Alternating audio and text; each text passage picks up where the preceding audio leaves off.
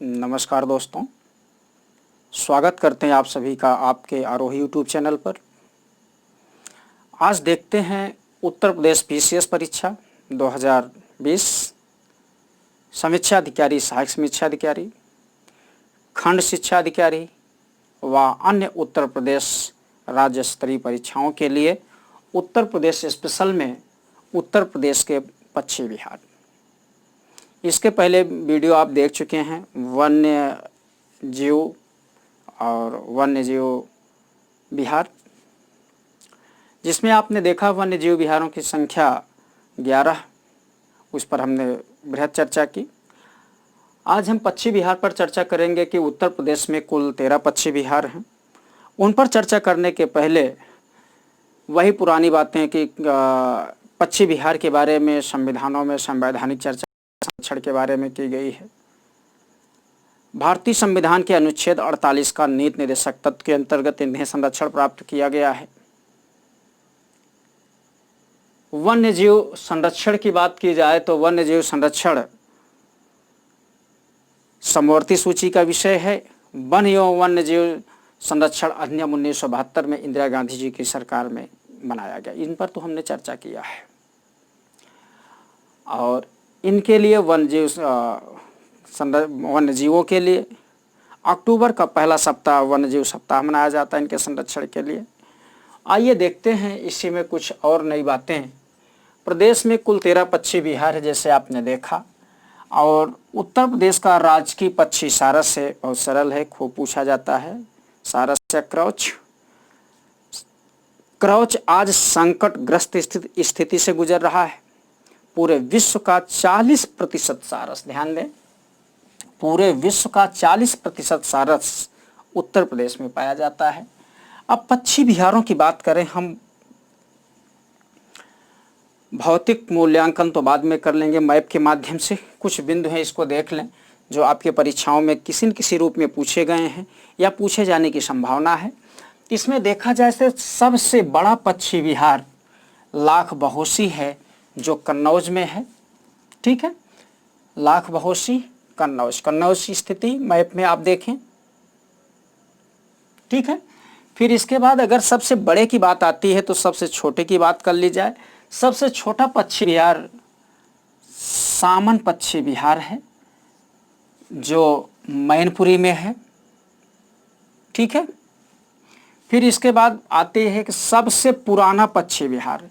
सबसे पुराना पश्चिमी बिहार की बात कर ली जाए, जो 1984 में उन्नाव में बनाया गया, नवाबगंज पश्चिमी बिहार। ध्यान रखिएगा, नवाबगंज पश्चिमी बिहार सबसे पुराना पश्चिमी बिहार है। वर्तमान में इसे चंद्रशेखर आज़ाद पश्चिमी बिहार के नाम से जाना जाता है। नाम इसका परिवर्तित कर दिया गया क्योंकि चंद्रशेखर आज़ाद का जन्म मध्य प्रदेश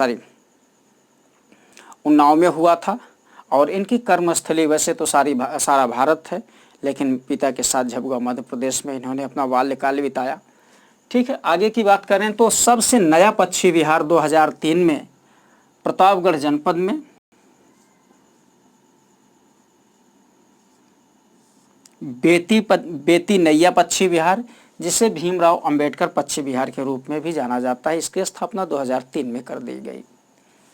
घड़ियाल प्रजनन केंद्र की बात कर ली जाए, 2-3 बातें और देख लेते हैं पश्चिमी बिहार से इतर। घड़ियाल प्रजनन केंद्र कृत्रिम रूप से और प्राकृतिक रूप से 2 तरीके से प्रश्न बन सकते हैं। अगर घड़ियाल प्रजनन केंद्र कृत्रिम की बात कर ली जाए तो 2 हैं, एक कुकरैल लखनऊ, दूसरा कतरनिया घाट वन्य जीव बिहार बहराइच।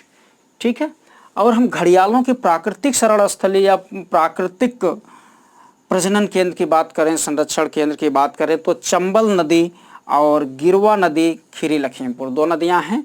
एक चंबल नदी आप देखे हैं, और दूसरी नदी की बात करें तो गिरवा नदी। ये प्राकृतिक पनाहगार और इनके संरक्षण स्थली हैं। अब कछुआ प्रजनन केंद्र की बात कर ली जाए, प्रजनन केंद्र और संरक्षण की बात कर ली जाए तो गंगा एक्शन प्लान के तहत, ध्यान रखेंगे, गंगा एक्शन प्लान के तहत कछुआ प्रजनन केंद्र के 1986-87 में चलाया गया चर्चा। इको डेवलपमेंट प्रोग्राम एक चलाया गया है। इको डेवलपमेंट प्रोग्राम के आपसे पूछा जाएगा, इको डेवलपमेंट प्रोग्राम के अंतर्गत क्या रखा गया, तो इसके अंतर्गत संरक्षित वन क्षेत्रों के लिए निकटवर्ती क्षेत्रों में वन उपज का विकास, जो संरक्षित वन क्षेत्र हैं उनके आसपास वन उपज का विकास करना है। इसके अंतर्गत कुल 8 स्थल चिन्हित किए गए हैं उत्तर प्रदेश में, जिसमें 4 राष्ट्रीय उद्यान हैं और 4 पक्षी विहार हैं।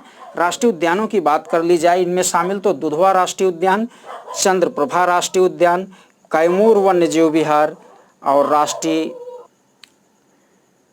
चंबल वन्यजीव विहार इको डेवलपमेंट प्रोग्राम के अंतर्गत। और पक्षी विहारों में इसमें शामिल हैं सुरहाताल पक्षी विहार, सामन पक्षी विहार, रानीपुर और विजय सागर 4 पक्षी विहार भी इसमें शामिल किए जाते हैं। अब आइए देखते हैं जो उत्तर प्रदेश में 13 पक्षी विहार हैं, उनके लोकेशन देख लिया जाए, उनकी स्थिति देख लिया जाए। यहाँ से 2 प्रकार से प्रश्न बनते हैं। एक तो जैसे पूछ लिया जाता है पार्वती अरंगा पक्षी विहार किस जिले में अवस्थित है, तो गोंडा अलग से स्वतंत्र रूप से पूछा जाता है। दूसरा कूट के रूप में भी पूछा जाता है। और तीसरे प्रकार का प्रश्न बनेगा कुछ पक्षी विहारों के नाम बदले गए हैं, उनके नाम पूछे जा सकते हैं। आइए हम यहीं महोबा से ही शुरू करते हैं। महोबा में एक पक्षी विहार है विजय सागर पक्षी विहार महोबा। तो रायबरेली में समसपुर पक्षी विहार। आगे देखते हैं भीमराव अंबेडकर पक्षी विहार या बेती नैया पक्षी विहार प्रतापगढ़ में, जो सबसे नया पक्षी विहार है। सुरहाताल पक्षी विहार खूब पूछा जाता है, कई बार पर कमीशन ने पूछा हुआ है। बलिया में है, इसको लोकनायक जयप्रकाश पक्षी विहार के नाम से भी जाना जाता है। बखीरा पक्षी विहार संत कबीर नगर जिले में है। फिर इसके बाद हम चर्चा करें तो पार्वती अरंगा गोंडा में है, सांडी पक्षी विहार हरदोई में है, लाख बहोसी पक्षी विहार कन्नौज में है, सामन पक्षी विहार मैनपुरी और पटना पक्षी विहार एटा में है। इसके बाद ओखला पक्षी विहार गौतम बुद्ध नगर में है और सूर सरोवर पक्षी विहार आगरा में है।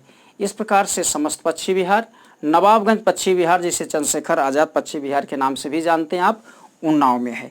इस प्रकार से आपके 13 पक्षी विहार रहे। इनको आप इसके बाहर कोई प्रश्न नहीं बनने वाला है, ना तो अभी तक कोई प्रश्न बना है। पक्षी विहार और वन्यजीव अभयारण्य से जो हमने क्वेश्चन आपको कराए हैं, जो हमने बताया हुआ, इसके इतर कुछ भी नहीं आना है। आप कॉन्फिडेंस रखें। अब अगला वीडियो शीघ्र ही प्रेषित होगा, तब तक इनको आप देखें और इससे लाभान्वित हों। नमस्कार, धन्यवाद।